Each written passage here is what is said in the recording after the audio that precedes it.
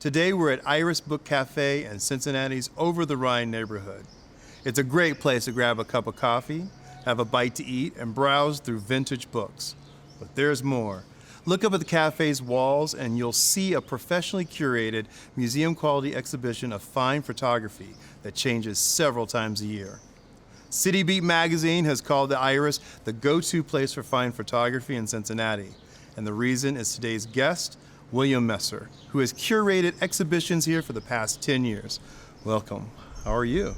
I'm fine. How are you? Thank you for being here. I'm loving it. We had a great lunch here, so I'm super excited to kind of... One of the many great things about Iris. Yes, and so we're going to talk about this. So can you describe how the Iris bookstore and cafe came into being? Well, that all comes down to one person named Julie Fay. And Julie is kind of the godmother of Over the Rhine in a way, of the new Over the Rhine. She had a store down the street called Urban Eden. There's another one right behind us sharing this courtyard called Another Part of the Forest. And then on this side is Iris. And Julie wanted to create a cafe. She wanted to create a bookstore with her partner, Mike Makevich, who came from Caldi's, where he and Sonia also had lots of books in that cafe, you know. And she also wanted to follow one of her passions, which was photography. So she put them all together and asked me to curate the photography shows. I think she mentioned something before we started filming about she wanted it to be one-stop shop. There was like everything all in one. When asked why you wanted to have all these 3 different things in one place, she said, I wanted to have everything I love all in one place. And we get to benefit from that, which is really cool. So I'm going to dive in and ask you a question. I kind of geeked out and fanboyed you. And so you've led this incredibly adventurous life of being an artist and sharing your artwork. Could you share what it's like being a catalyst for this burgeoning art form of photography? Like what's going on in your head about photography? Ooh, burgeoning art form. I think I felt that most strongly when I worked in England in like 1970. And I was introducing to people there work they'd never heard of or seen. And it was so exciting to watch people get excited about the medium of photography. They weren't really being taught it in the schools. They weren't seeing it exhibited. And you start to feel that one person can make an enormous difference, that you can light a fire under people and just watch them go like rockets. And I've never lost that. So, you know, when I'm in Cincinnati, I'm trying to do the same sort of thing. I'm trying to help create a photographic community, help expose people to the best possible photography I can, given the limitations and economic and physical of a space that's a bookstore, a cafe, and a gallery.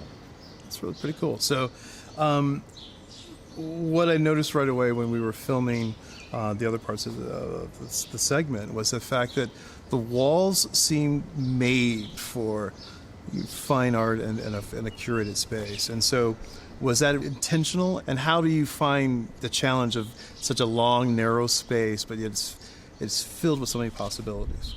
You obviously haven't tried to put a nail in these walls. Okay.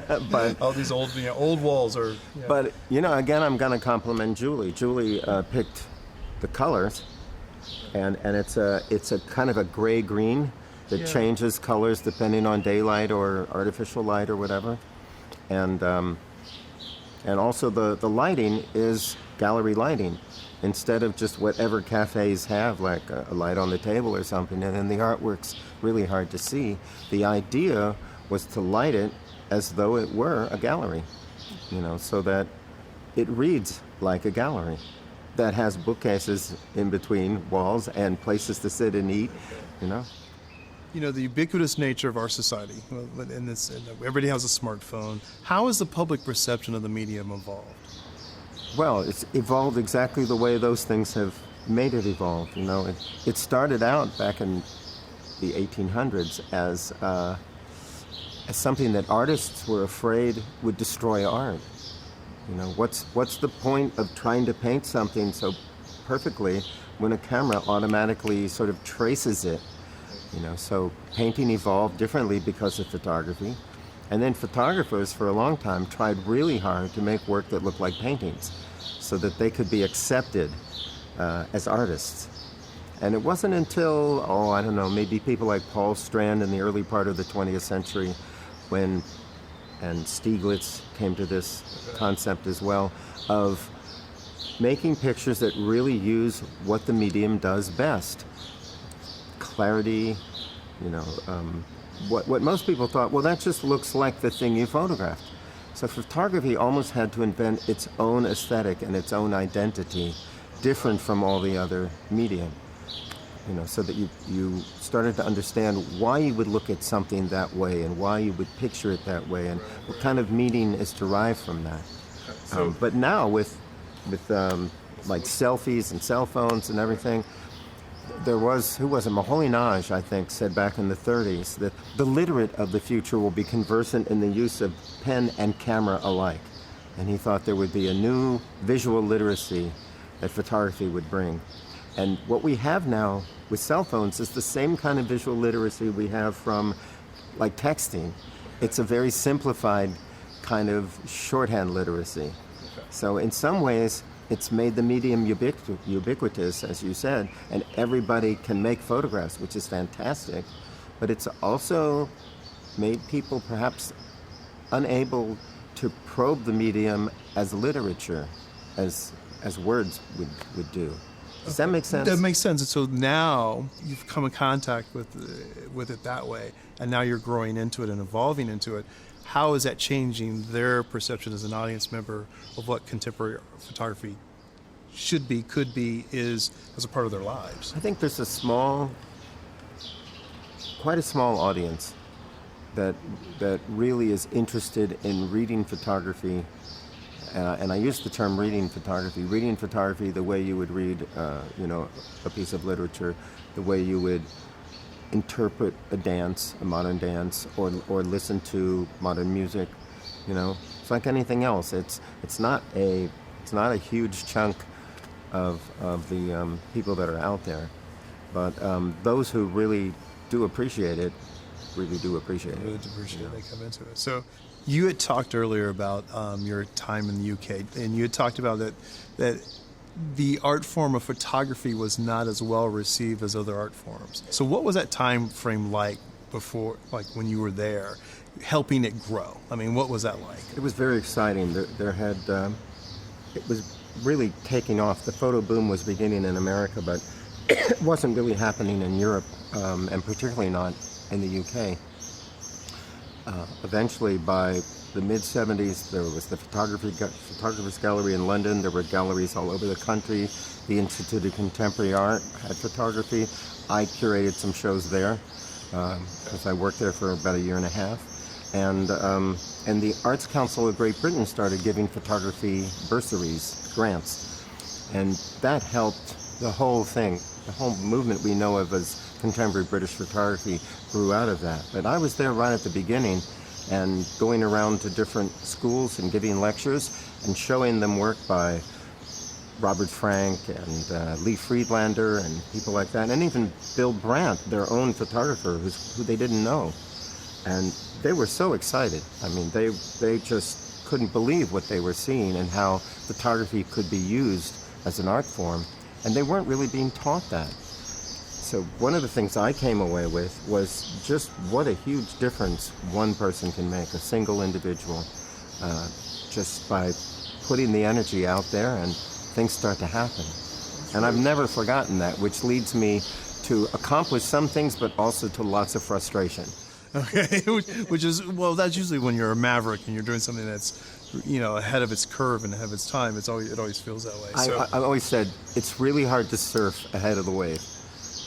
Okay. You either have to swim and be content, or wait for the wave to come and and kind of carry you through. So, what was happening in the United States at the same time? I mean, was it already so far ahead of everyone else in the rest of the world, or was it just? The funny thing is, they thought it was. When I did lots of shows, I became the leading authority on contemporary European photography in the early 70s. And they all looked to the United States to see what's happening. Where are we going? What's it all about? And yet, some of the work they were doing, by that time there was a market in the U.S. And so people were working for the market. They were trying to create artwork that could be sold in galleries and art collectors would buy. And they were already thinking that way. That wasn't really the case in Europe. So they were making pictures for their own personal needs and their own vision, and with no expectation of a marketplace. That made for much realer and truer and more powerful work.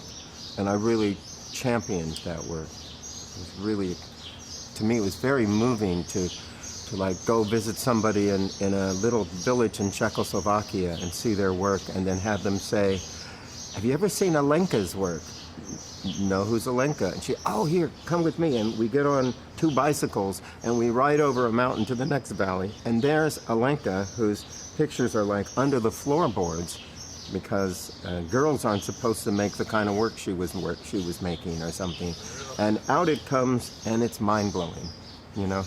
I mean, it was almost like discovering, country by country, their own modern histories of photography, one at a time. It felt so vital to be part of that, until the brain injury. And we're segueing into the brain injury, because in the 1980s you suffered traumatic brain injury, TBI, and in a diving accident. And I wanted to know, we talked a little bit off camera, how did this impact your ability to craft images, and how did the road to recovery, how did they influence each other, and how did it impact your work after that going forward? In terms of work, the way most people would understand the term, it stopped everything. It ended my career. Boom. For about a year, I couldn't write a coherent sentence. I couldn't sometimes dial the telephone, which is scary, because then you can't call for help if you need it. I nearly burned down my apartment a number of times. I flooded 5 floors of a building just by not remembering stuff, you know?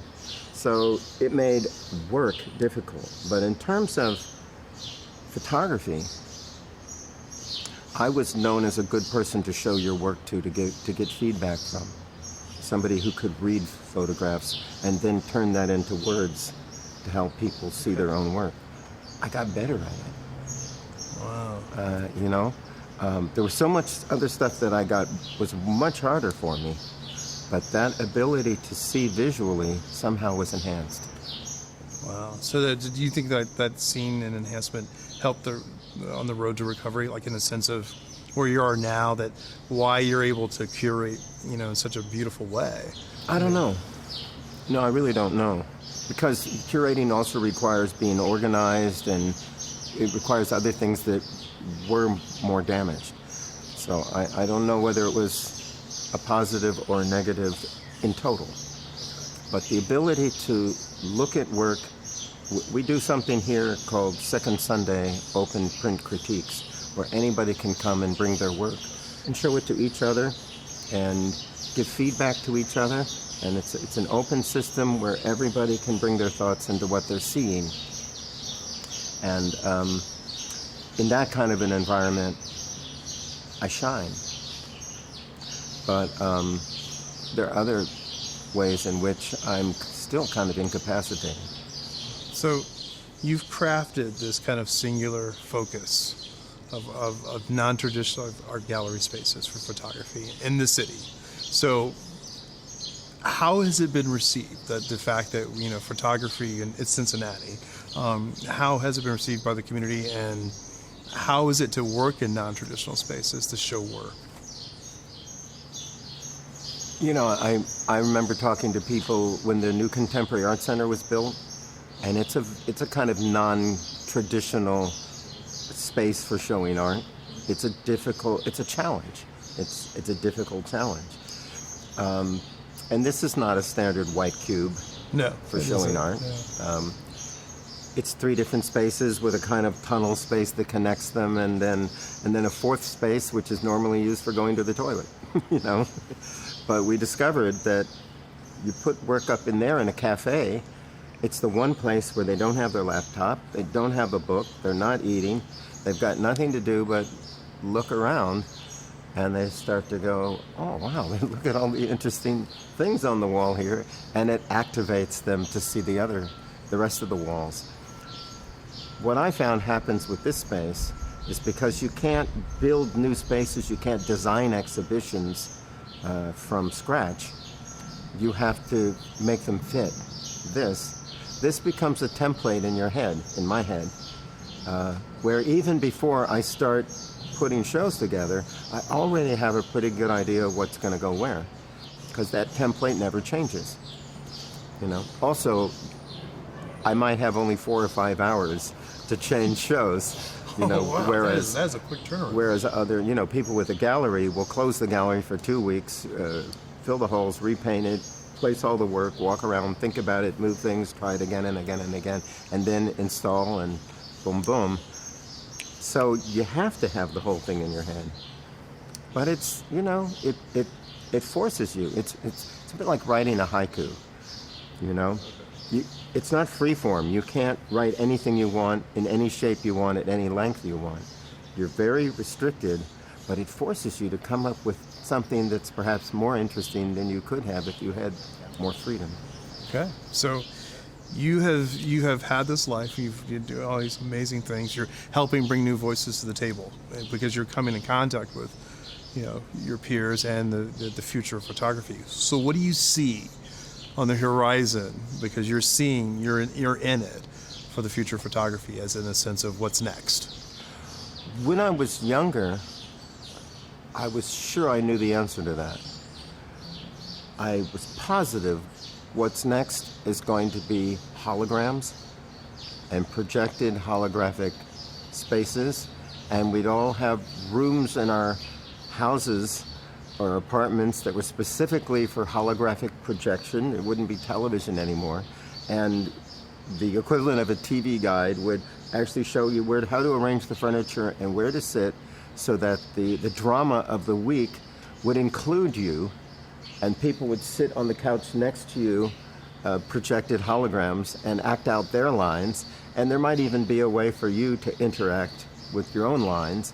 And we'd live in a 3D world, a 3D photographic visual world. Hasn't really happened that way. We're getting there. We're trying. Yeah, I mean, now at least we do have large screen films with 3D glasses but we had 3D glasses in the 40s and stuff, So, as far as where photography is going, there's a difference between photography as a general medium and photography as an art form.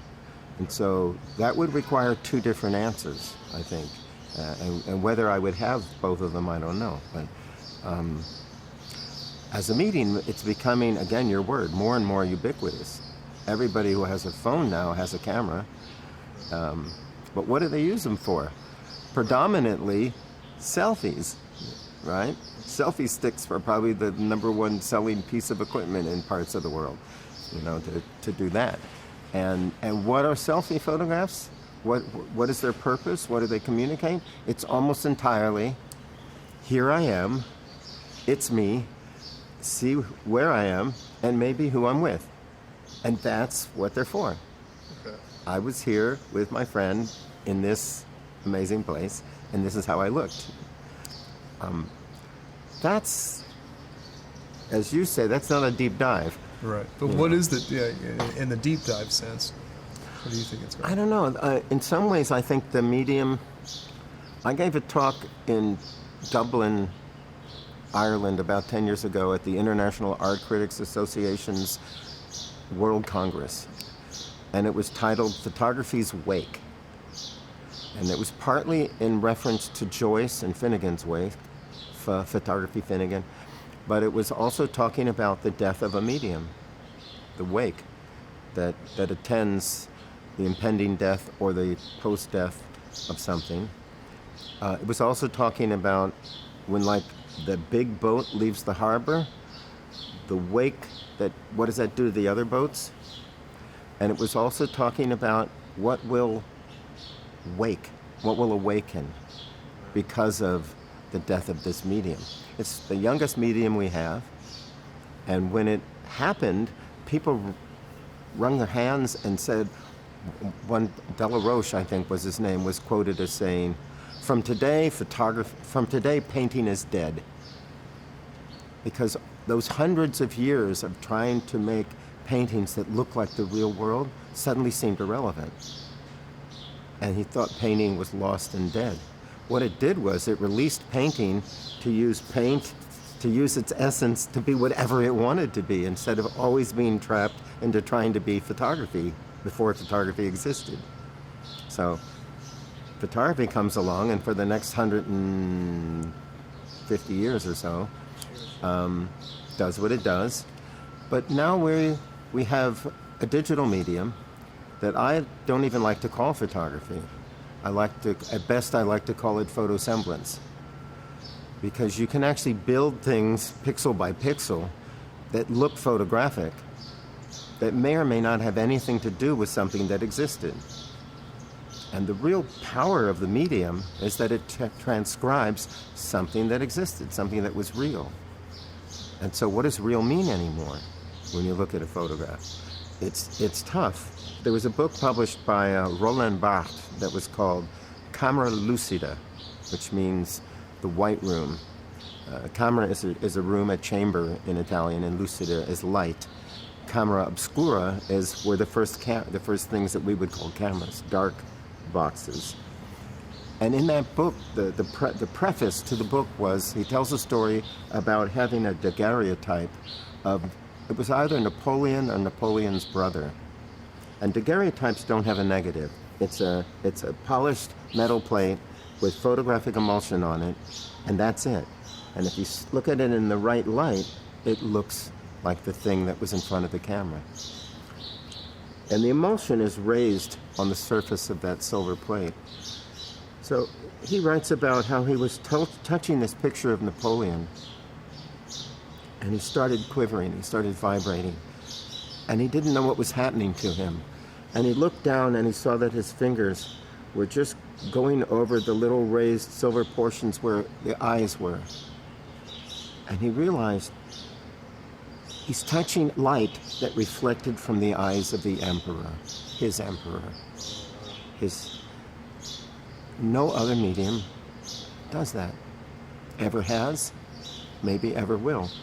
And with Photoshop and processed photographs and like that, we're losing that belief, that trust that is the real thing. It really existed, you know. So photographs as evidence may not be trustworthy anymore. The whole seeing is believing thing that photography had with it maybe isn't there anymore. And when people see an amazing photograph, instead of saying, wow, where did that happen? Or, you know, what is that? They say, how did you do that? What app did you use to get that effect, or whatever? So we're losing that. The medium itself is perhaps morphing and transforming into something that's more like other medium. Is that? That covers it. That's really pretty amazing. So, you are an amazing guy, and you're sharing a lot of great things. So thank you for sitting down with us and talking about this wide-ranging topic of images and photography and reality. Thank you for doing this. We could really use a few days. Yeah, we could. We really could.